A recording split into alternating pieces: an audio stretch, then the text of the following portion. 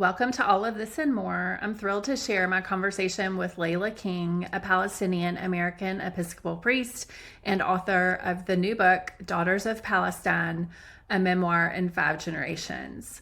Layla's story is a testament to the power of memory, both personal and collective, and how the stories we inherit shape our sense of self, faith, and belonging. In this episode, we explore how Layla's matriarchal lineage and the memories passed down from her grandmother have become a wellspring of faith and resilience.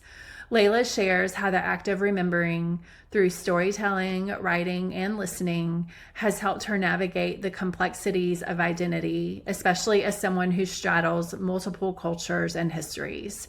We talk about the ways generational trauma and generational healing are intertwined and how faith, doubt, and gratitude are carried forward in the stories of those who came before us.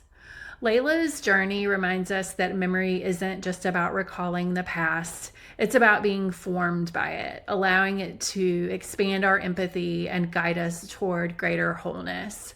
Her reflections on collective memory, ancestral legacy, and the prophetic role of storytelling invite us to consider how our own histories shape who we are becoming and how embracing both faith and doubt can open us up to transformation. Thanks so much for joining us for this intimate and moving conversation. You can learn more about this episode and Layla's writing and work at allofThisandMore.com. Hi, welcome to All of This and More. I'm Charlotte Donlon, and I'm so glad to be speaking with Leyla King today. Before we start, can you tell us a bit about Yeah, I'd your love writing to. and work? Okay. Yeah. So I am a Palestinian American Episcopal priest, first generation, and I am just coming out with this book, Daughters of Palestine, a memoir in 5 generations. It's my first book, and I'm super excited about it.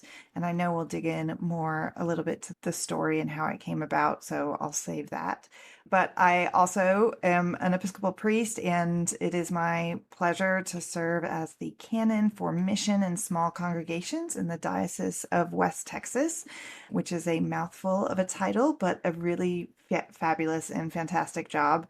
And my other vocation and passion, in addition to my education and advocacy for Palestine and my people and my role as a mom, is to advocate for the beauty and grace of small churches and small congregations, both in the Episcopal Church and in the church at large. So I have a big heart for that, and I am really pleased that my job lets me do that. That's wonderful. Thanks so much for sharing a bit about yourself before we get Yeah. started.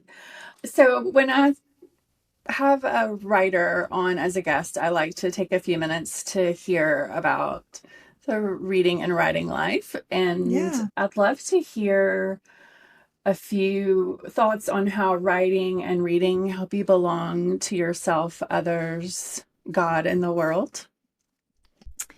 Yeah, that's such a great question. And you gave me some sneak peeks into your questions. I'm somewhat prepared for this. And I feel like I could spend an hour just talking about this question. So I'll try and keep it relatively brief. And it's doubly hard because you're asking about both reading and writing, which I feel like are in many ways very different things in my life. So I'll start with the writing to say that I've always been a writer from a very young age. And it's always been a means for me of just, I think, being in touch with the divine. And I think when I was a child, I would never have phrased it that way. But looking back and reflecting on my childhood and my young adult life, I see that was certainly a big part of my writing life. And now it is much more intentional. I feel like that divine voice and the discernment that is necessary to move through life, I access that most easily through writing, as simple as journaling, sometimes writing things that I want to put out in the world, but a lot of times just writing in order to hear that divine voice in my heart and in my head. So that's the sort of writing aspect of it. And in terms of reading, I've been a reader even longer than I've been a writer. And reading for me is just about pure pleasure and joy, and a lot of times escape, but escape and not escape from reality so much as an escape into the truer reality in which I think we long to live in and to dwell in. St. Augustine has that lovely line about our hearts are restless until they rest in God. And reading for me has been a way to find that rest, because in fiction, in literary nonfiction, not so much like the history books, much to my husband's chagrin, but in those more lyrical in those more lyrical versions and medias, I think we find truth, and I hunger for truth. And so I look for that in my reading a lot of times. So, are there any books you're reading right now, or books you're rereading during these pretty difficult times that Yeah. help you find some of that rest? There are, and my reading is very varied. There's not really a through line in the books that I read, and sometimes I finish a book and it takes me a long time to start a new one because I've been so wrapped up in the story of the last one, in the world of the last one. But I'll say a couple of things. So one is my friend Sarah Cipher wrote a book a couple of years ago now called The Skin and Its Girl, and it's one of the most beautifully written books I've ever read in my whole life, and also takes up the story of Palestine to some extent. I loved that book. I really loved that book, and I learned a lot from it as well. And then switching gears, one of my favorite things to do in life is to read to my 10-and-a-half-year-old daughter. She and I read together. My husband reads to our youngest son, and my oldest son doesn't ever read anymore. Unfortunately, my middle child, my daughter, and I, we read together every night, and she has a wide range as well of things that she likes to have read to her. And some of the things we have read together have been classics of my own childhood. So we read the whole Anne of Green Gables series, which is a series of books that I have gone back to again and again throughout my life, even into adulthood. So it was a real joy and pleasure to read those to her. And in that same vein, she really fell in love with the Laura Ingalls Wilder books. And I had not actually read those as a child. Reading Laura Ingalls Wilder and Lucy Maud Montgomery with my daughter was such a joy. And talk about books that hold some truths while also allowing us to escape reality into a world that is full of joy and wonder and curiosity was a real gift. That's wonderful. Thanks so much for sharing. It makes me Yeah. want to reread both of those series. And I love how when we read books with our kids, how it it's like an extra layer of connection and an extra layer of like comfort for both parties, for all of Yeah. us. Yeah, it really is. And we took a break from that vein. We did a little bit, we read The Hobbit and a couple of books of the Redwall series, which I also highly recommend. But now we are on to Little Women, which sort of is in the same vein as Anne of Green Gables and Little House on the Prairie. And there is just something so special about reading these books about young women to my daughter. And a lot of them really take up some issues of faith and the role that God plays in our lives in some subtle ways, but also more directly than a lot of books written today do. So I really appreciate that too, that it opens some doors for us to have those conversations together, which I really love. Yeah, that's wonderful.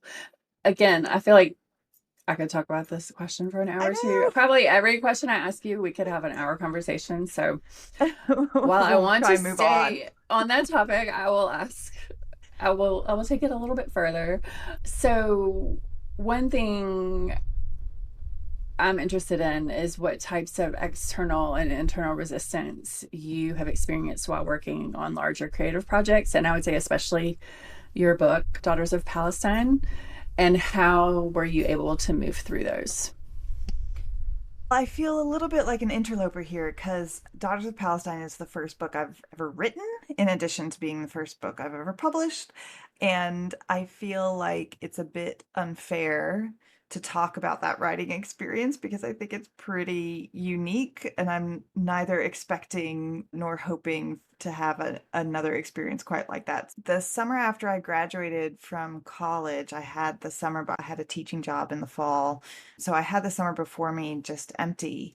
And I really wanted to dig into my Palestinian identity. And I asked my grandmother if she would spend the summer with me. And I bought one of those mini cassette tape recorders that was very old technology now, but was cutting edge back then. And I went over to her house every weekday morning, and we would sit together for a number of hours.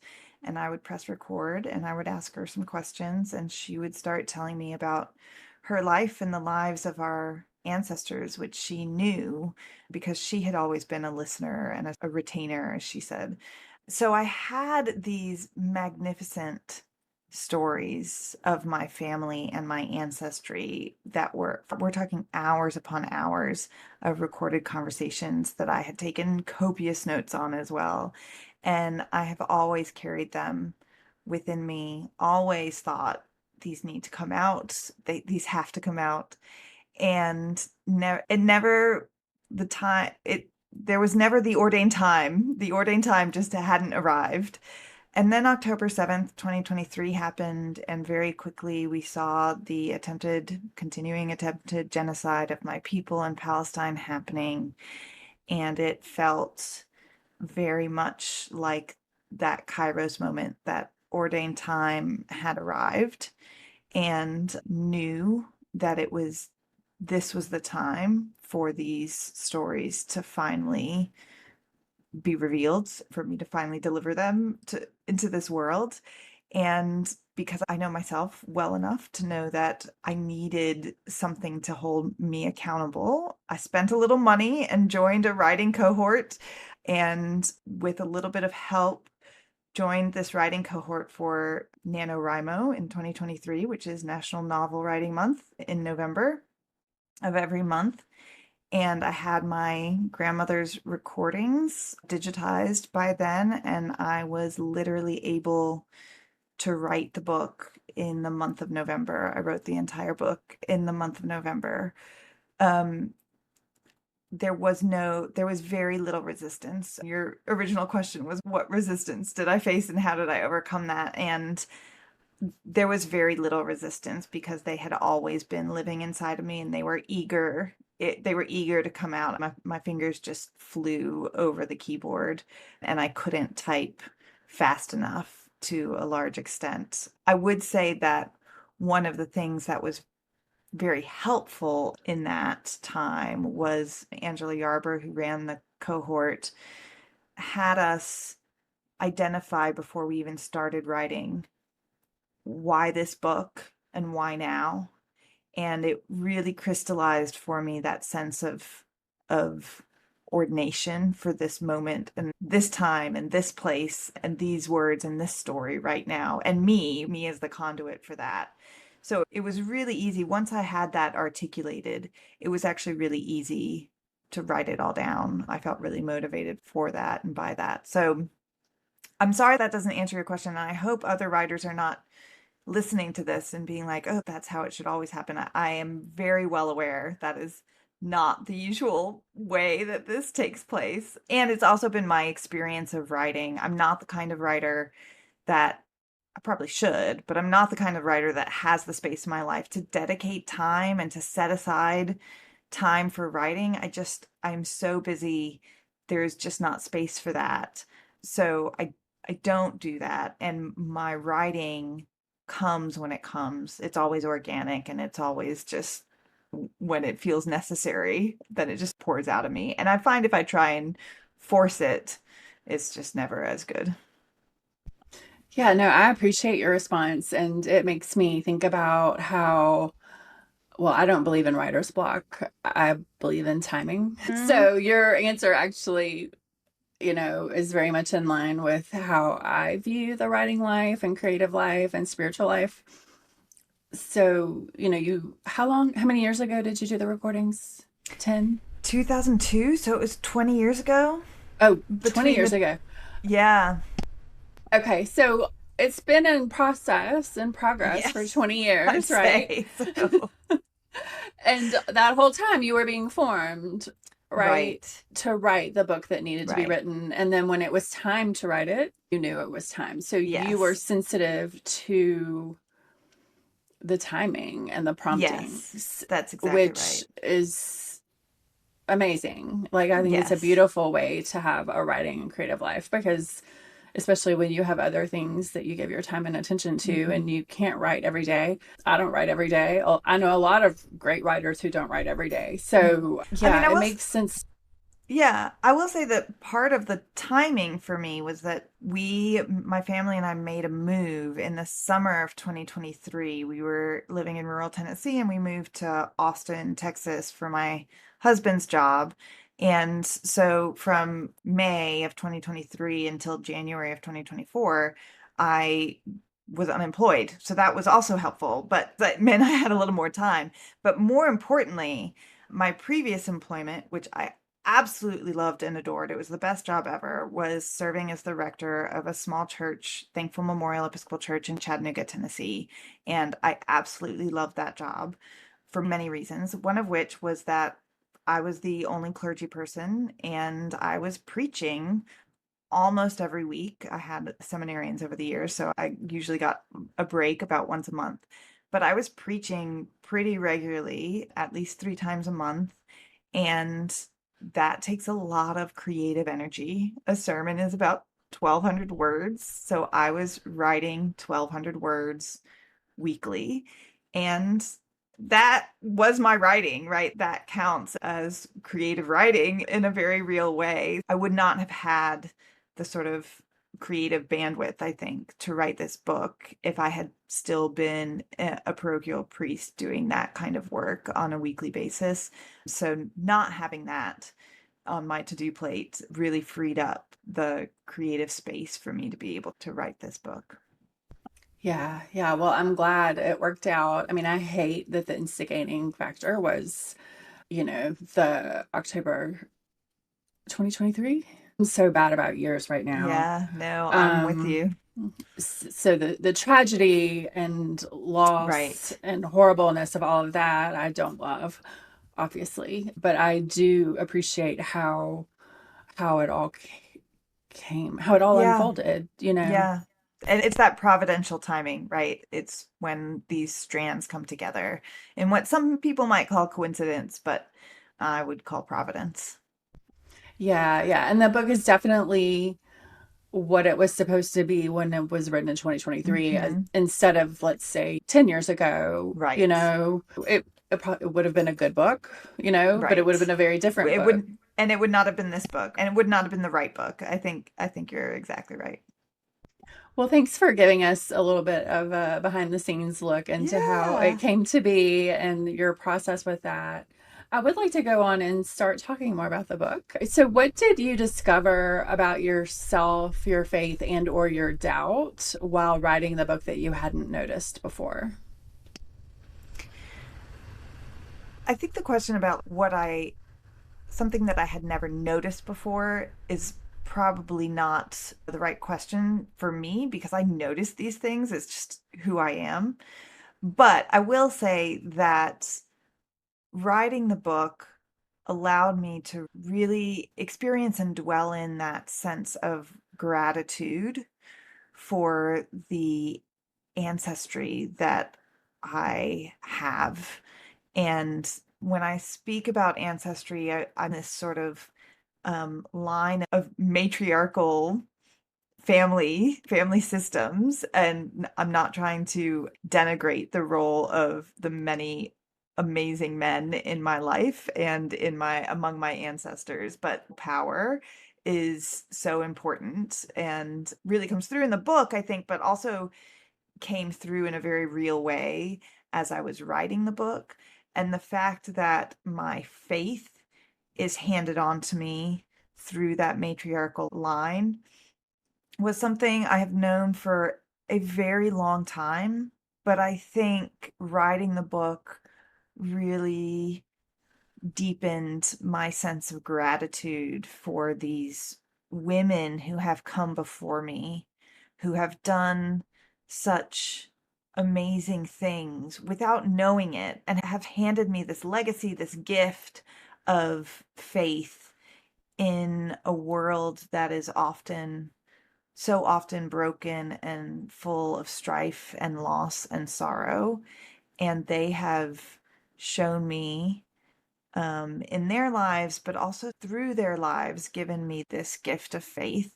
And I'm just so immensely grateful for that. I've always been aware of it and I've always been grateful for it. But writing the book and seeing it become real, I don't have the words to articulate the amount of gratitude I have for that. And it feels like a gift of God's grace to have been given that. And I feel really lucky to have been born in this line of amazing women.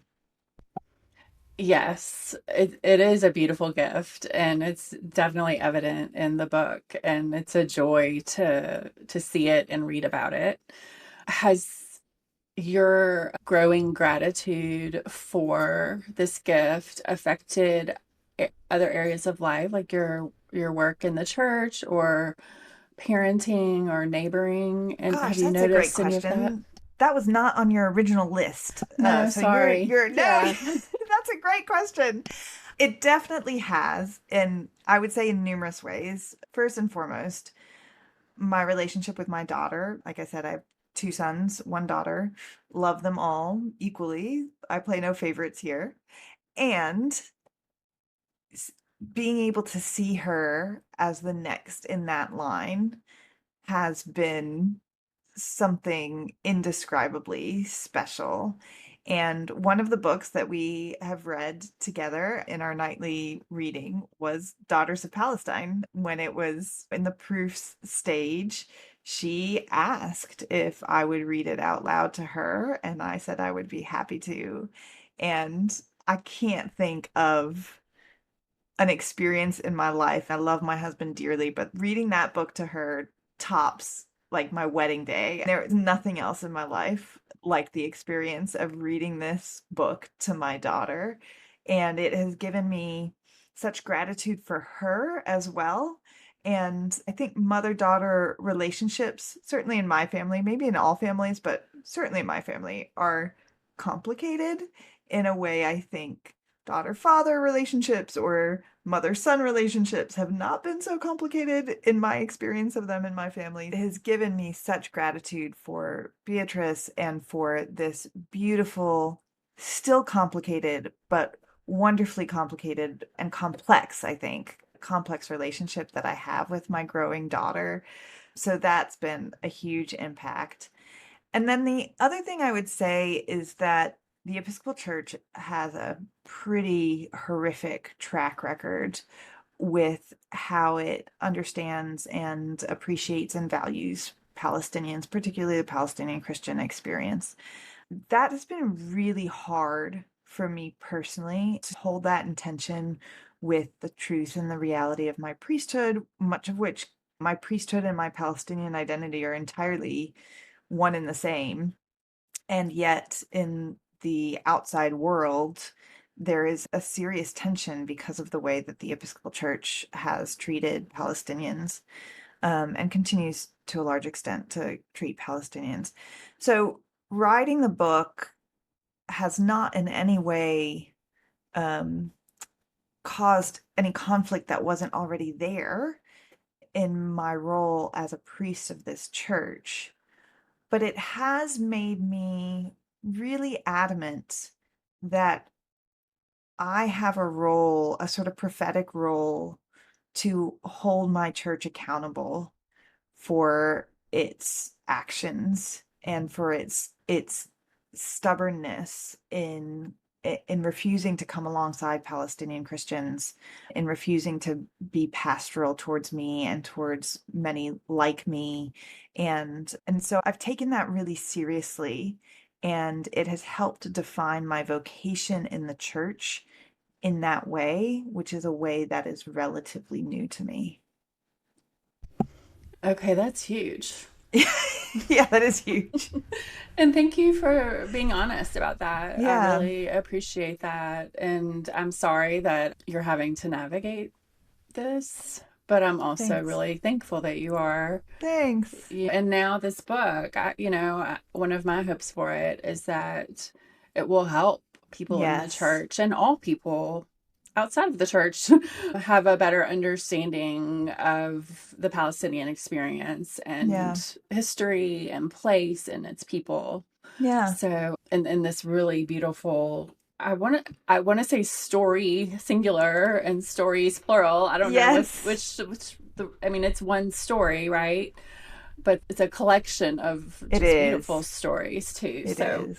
what do you think the role of story is in this Um, moment? yeah, I think the role of story is absolutely and entirely necessary. And I have certainly come to understand that and believe that from my personal experience, especially in when it comes to Palestine, but also when it comes to the political and social bananas situation that we're in this country and in the world right now about all the things.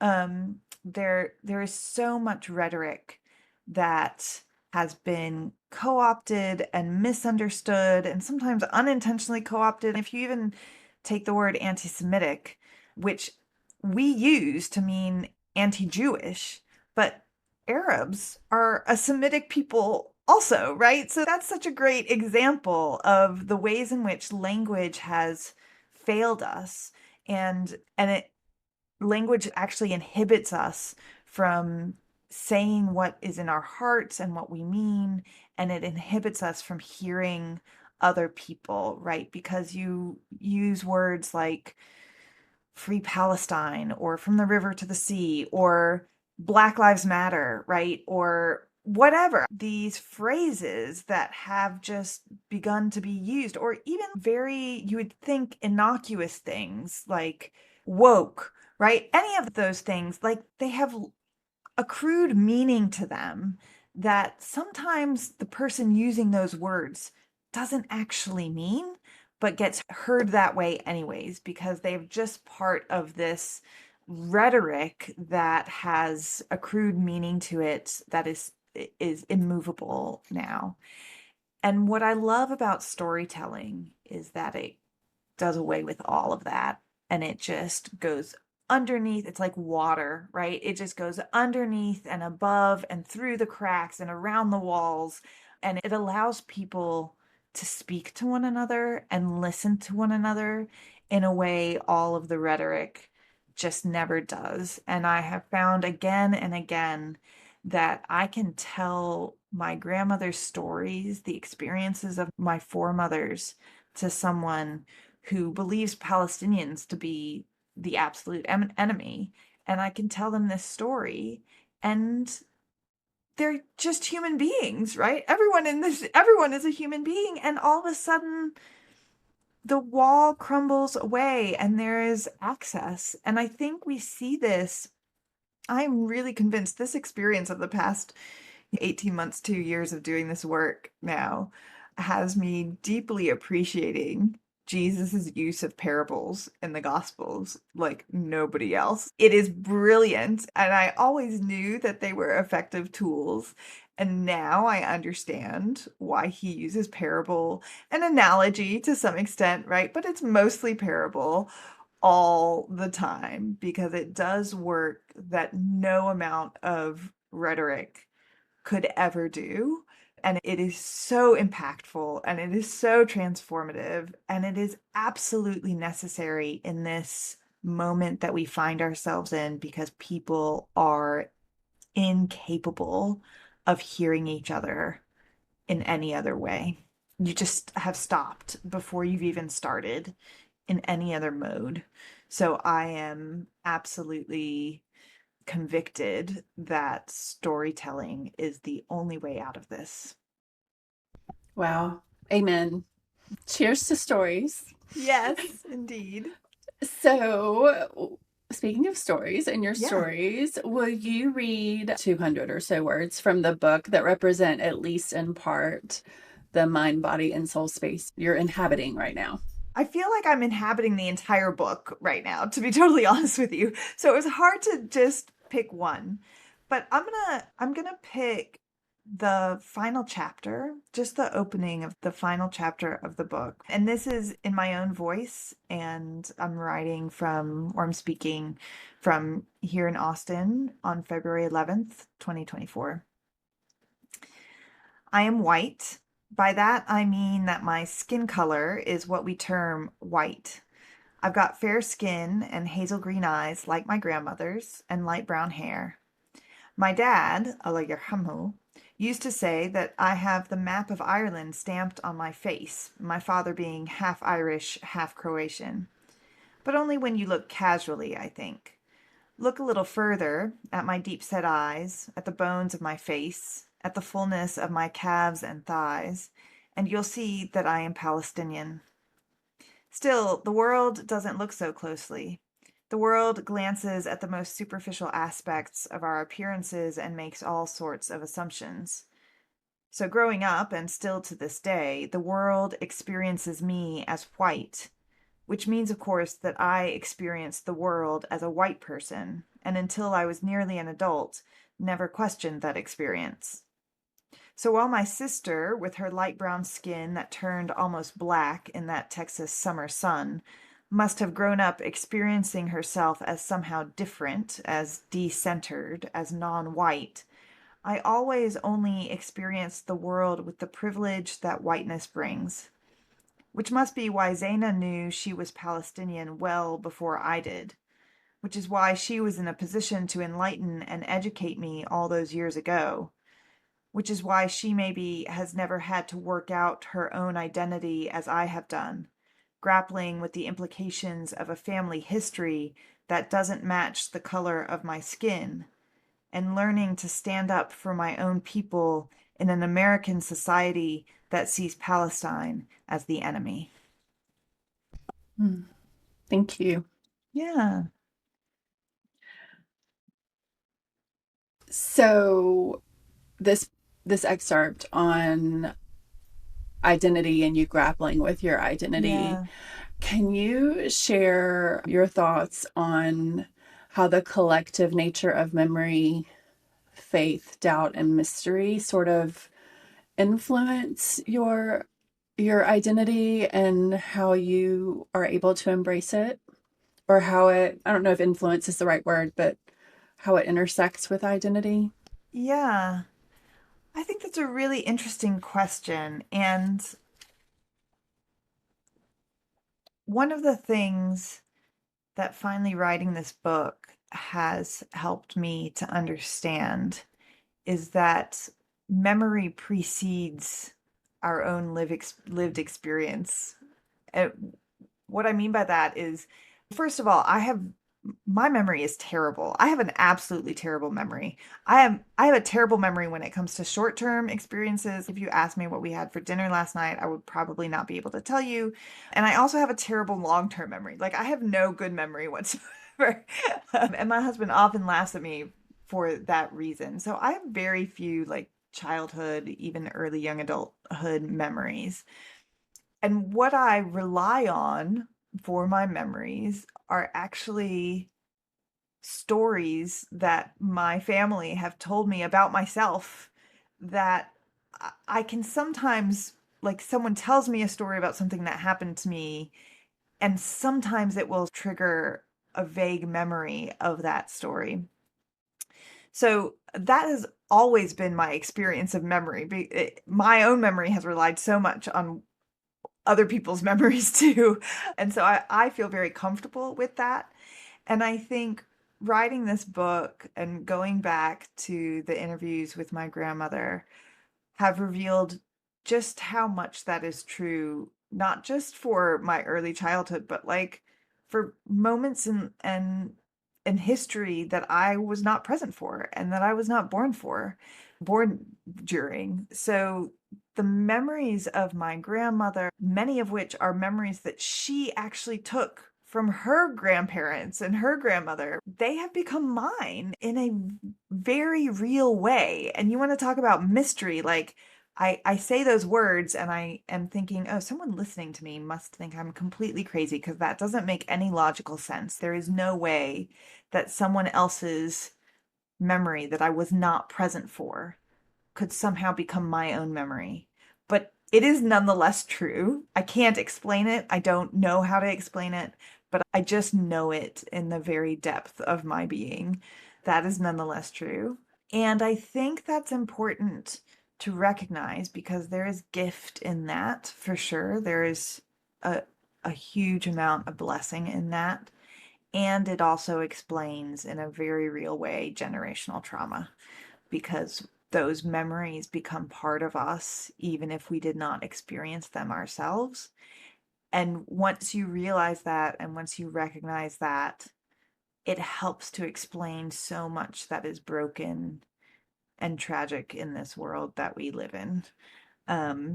And once you understand that, then I think there is place for grace and for the spirit's movement and for the hope of a better world where we can come to some understanding and empathy with one another and work towards forgiveness and reconciliation. Um, so that was a big answer that I don't know that we have time to unpack, but yeah, hopefully that answers somewhat your question. Yeah, no, it's wonderful. And again, I wish we had an hour to unpack it. Yeah. But I do want to go a little deeper with it. When you were writing the book and or holding these stories Yeah. with your grandmother, maybe even, or through the years, Yeah. um, did you find yourself like grieving some of the suffering in a like very individual, personal way, like Yes. processing some of the trauma? I don't know how much you're into the Enneagram, but I'm an Enneagram 8. I process things a lot of times through my body. And I felt that. I felt that writing the book, the whole experience of just getting this book out, it felt very similar to me to like delivering my children, the whole process of being pregnant, and it just feels like I was pregnant for 20 years and then I finally delivered this child, right? It is all very tangible to me. It's very like physical to me. Um, that was very true writing this book. It's still true sometimes talking about it.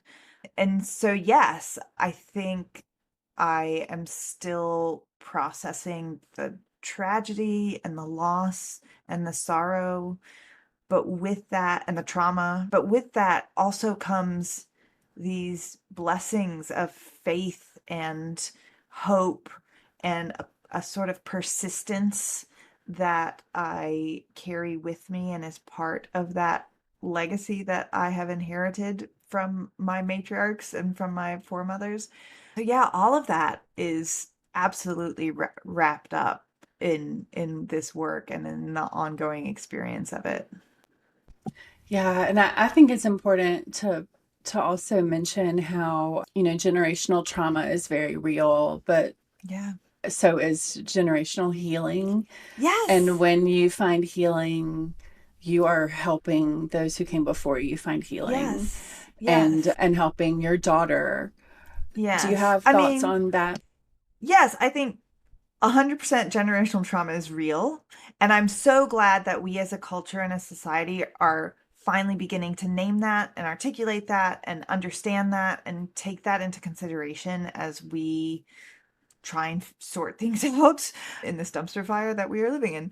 So I'm grateful for that. I think what we have not yet articulated as a society and a culture is what you just named, that while generational trauma is very real and true and has to be grappled with, so is generational healing, but also generational joy and generational faith and generational hope, right? Like and generational love and that sense of our human capacity to survive and to thrive, even when we have experienced really traumatic, awful, horrific things, that is also part of the sort of almost genetic. I want to use the term genetic. It feels genetic, sort of the genetic legacy that has been handed on to me, and that whoever you are and wherever you find yourself, whatever line of ancestors you come from, like you have that too, right? So I wish as a society that we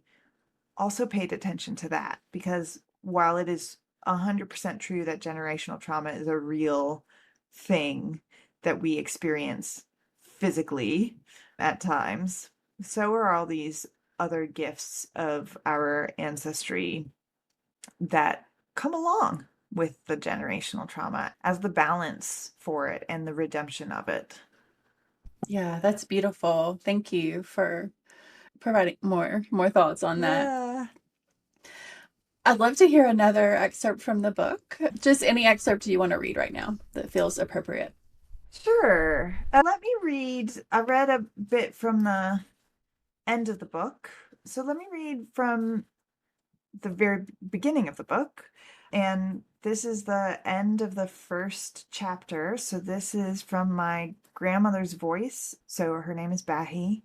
And this is her speaking. And she's speaking in, I think it's June of 2002 from her home in Houston, Texas.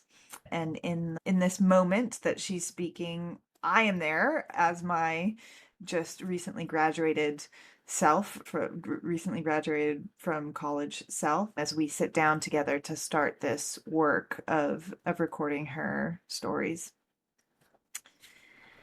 As a name, Leyla evokes the beauty of a dark night. It's ironic, really, then, that she should be so fair, so light-skinned. El Shaqra, the fair one, my mother, Allah yarhamha, may she rest in peace, called Leyla when she first held her great-grandchild. Later, when she was a toddler, Leyla would stand before my mother and they would talk to one another, Mama speaking only Arabic, having lost her grasp of other languages in her old age, and Leyla understanding only her native English. But they were enamored of each other nonetheless. Mama, I know, was taken by her fair-skinned great-granddaughter. And Leyla, what do we know of a child's mind? Perhaps even then, even over differences of language and culture, she was collecting the stories, retaining their power in her small body to grow within her even as she grew. And grow she did into this girl, this young woman sitting before me, tentatively rolling her R's and tasting the majestic thawed of the Arabic language now and then as we talk, still in English, but with the seasoning of the Arabic that she has worked so hard to begin to gather to herself. She repeats the names of the towns and villages I tell her about to make sure she gets them right. Haifa, Beirut, Damascus, Shafamar. And she spends minutes forming the names of her ancestors on her tongue just so. Anisa, Wadia, Amin, Zaleh. Yes, Zaleh. We start with laughing now in the comfort of my own home with steaming cups of tea before us and the promise of the cookies I made yesterday awaiting us in the kitchen. We share these stories to be recorded and retained and remembered with joy and thankfulness. But it wasn't always that way. There was much suffering too. To get to this place, this moment with Leyla, there was first pain and heartache and so much loss, and grief and upset. Yes, upset and sorrow. Zale. We start with laughing now, but before that, first, there was Zale. Wonderful. Thank you. Thank you. Is there anything else you'd like to share about how the stories that you've collected in this book have formed you and or how you hope these stories will form your children and subsequent generations? Gosh, that's another big question. I think writing this book these stories were always inside of me, right? For 2 decades, they have been inside of me. So it's hard to separate out the process of writing and sharing them with the world with from the fact that they have always been a part of me, or for so long that they have been such a big part of me. And I think the impact of writing them and sharing them with other people is just that. It just feels really good in the Eucharistic prayer that we say in the church. There's this phrase that it is meet and right so to do. And it feels very meet and right to do this now. And there is, I think for me, the thing that is forming my identity is the right now is the process of getting to share these stories with the world. And I don't know how that is forming me yet because feels like it is still happening. So I can't, I'm not yet at a point where I can reflect on that. Although I'm eager to get to that point and have a chance to reflect on that. And I hope that the impact for future generations will primarily be that we will not be in this place now that we are now, where Palestinians, where Arabs to a larger extent are viewed as some other species, as some other thing that is lesser than human. And I really feel that is where we are in this moment, and it causes such grief, and it is such a thing to realize that one aspect of who I am, being Westerner, is in such tension and at such conflict with the other aspect of who I am. So my hope for this book is that it will be part of the work that transforms how the Western world views Middle Easterners, generally speaking, and Arabs and Palestinians more specifically, which is a big hope. That's where I am. I hope it's a contribution to that arc and that hope overall. Yeah, that's my hope too. And I feel pretty good about it. I think it Thanks. will be a contribution. What are some like practical things that others can do to support Palestinian Americans and Palestinians in general right now, people in the church and everyone? Yeah, I get this question a lot, and it's a hard question, I think, because we want to feel like we're making an immediate impact, in part because the horrors that we see unfolding are just indescribable, right? That people are literally being murdered through starvation is unthinkable. And everything inside of me, and I'm sure inside of you and inside of any listener, wants that to stop, and sees the evil in that and wants to make that stop.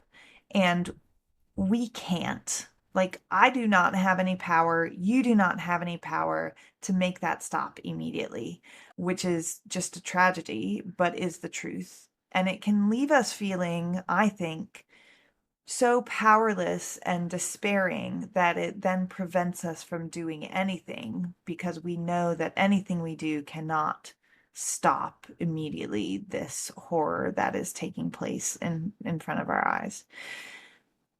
And we have to do something, right? And we have to keep the longer term vision in our mind's eye. So the other thing I say is that I think the role of discernment is really important here. There's that old Frederick Buechner quote that your vocation is where your deep joy meets the deep hunger of the world, or something like that. I probably butchered that, but you get the main idea. And I, for this context, I would nuance that a little bit to say you have to discern where your skills are, where things that nourish you can also work towards some transformation in the longer term. I have some very dear friends who I so admire and appreciate and am thankful for, whose temperaments and sort of belief systems and the way they operate in the world makes them very good at organizing or taking part in protests and justice walks and those sorts of things, that is fantastic. And I'm so glad that they are doing that work. And I know very clearly that is not work I'm called to. I get nervous in an overcrowded elevator. So a protest is not going to be particularly nourishing for me. In fact, it will really drain me, and it probably won't do much good in the world for it, in my case. Where I am better suited is doing stuff like this, right? Telling these stories, whether it's through a podcast or in a presentation or through a book. That is something that I can do that gives me life and also makes a contribution and hopefully makes an impact in the long run. So I would really encourage people to think about and do that discernment work before you jump in with 2 feet into anything, so that it becomes sustainable in the long run, because it's got to be sustainable, because this is for the long run, right? We have to keep that long-term vision in front of our eyes. That being said, the one thing I think everyone can do is listen. Be a good listener. Seek out stories of people who are different from you, even if the difference is one that means like you are a liberal and you need to seek out the stories and the voices of people who are MAGA Christians, right? Seek out those stories of people who are different from you, and also seek out the stories of people who are people you're not hearing from.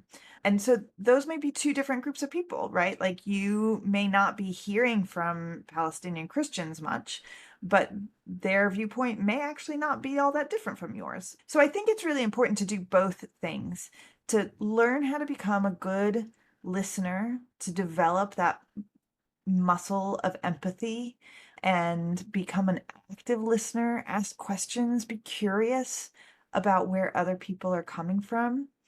And then when you find a story that makes an impact on you, that transforms your mind and heart in any way that you learn something from, share it with other people so that impact can have ripple effects. You can share it on social media, you can share it in one-to-one conversations. Give a platform to these voices that have changed you and shaped you, and hand that gift on, whatever that story is and whatever that voice may sound like. Thank you. Thank you for that Yeah, encouragement and advice. thanks. Is Hopefully there it's any? good. Oh, it's wonderful. I really appreciate it. Is there anything else you'd like to share about your book or anything else before we wrap up? Yeah, please buy the book. It's not about the money and fame for me. It's really so important to me that these stories are out there. Please buy the book and share it with people. This is one of those stories that I think, one of those voices that I think isn't heard. And I would love for my grandmother's voice to be out there and for her story to be heard by more and more people. So that's one thing I would say. The other thing I would say is that I'm such an open book.